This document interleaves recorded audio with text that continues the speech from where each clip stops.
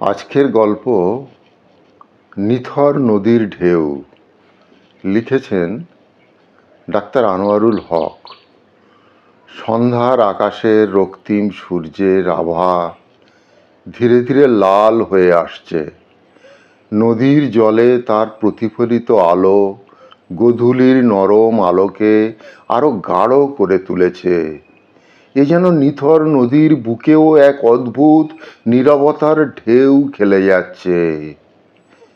সীমান্ত গ্রামের পাশ দিয়ে বয়ে যাওয়া নদী, বহু বছর ধরে এখানকার মানুষের সুখ দুঃখের সাথী। কিন্তু আজ নদীর জলে তেমন কোনো স্রোত নেই। কিছু দূরে বাঁধানো ঘাটের ধারে বসে আছে নিরঞ্জন।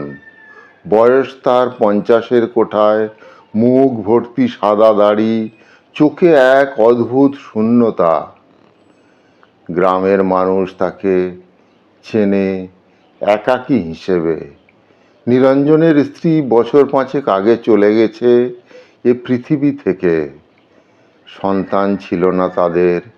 সেই থেকে নিরঞ্জন এই নদীর ধারে বসে কাটিয়ে দেয় তার প্রতিদিনের বেশিরভাগ সময়।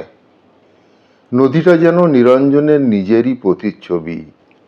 বহমান হলেও নিথর, গভীর হলেও শূন্য। প্রতিদিনের মতো আজও সে নদীর ধারে বসেছিল। হঠাৎ করেই তার চোখে পড়ে এক ছোট্ট নৌকা, যা নদীর এক কোণায় নীরবে দুলছে। কোনো মাঝি নেই, নৌকাটা একেবারে খালি। নিরঞ্জনের মনে হলো এই নিঃসঙ্গ নৌকাটাই তার জীবনের প্রতীক, একাকী ভেসে বেড়াচ্ছে কালের স্রোতে। নিরঞ্জন কিছুক্ষণ নৌকাটির দিকে তাকিয়ে রইল। মনে হলো তার জীবনের সব স্মৃতি, ব্যথা, শূন্যতা মিলেমিশে যাচ্ছে ওই নিথর নদীর ঢেউয়ের সাথে।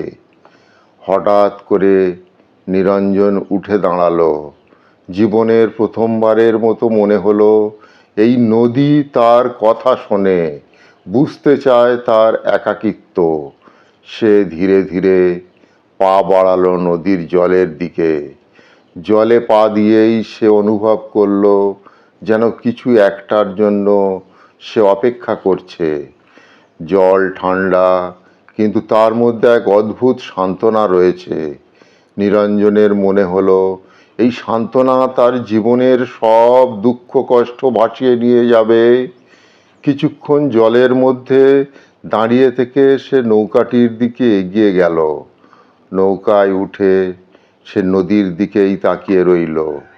নদীটা ধীরে ধীরে তার স্রোত বাড়াতে শুরু করলো, যেন সে বুঝতে পেরেছে নিরঞ্জনের অন্তরের কথা। নিরঞ্জনের মনে হলো এই নদীর ঢেউয়ের সাথে মিলেমিশে যাবে তার সকল একাকিত্ব। চোখের কোণ থেকে নেমে এলো এক ফোঁটা জল, মিশে গেল নদীর স্রোতে। নৌকাটি ভেসে চলল নদীর গভীরে, ধীরে ধীরে মিলিয়ে গেল অন্ধকারে। নিথর নদীর ঢেউ তখনও খেলে যাচ্ছে নিরঞ্জনের স্মৃতির মতো এক চিরন্তন নীরবতায়।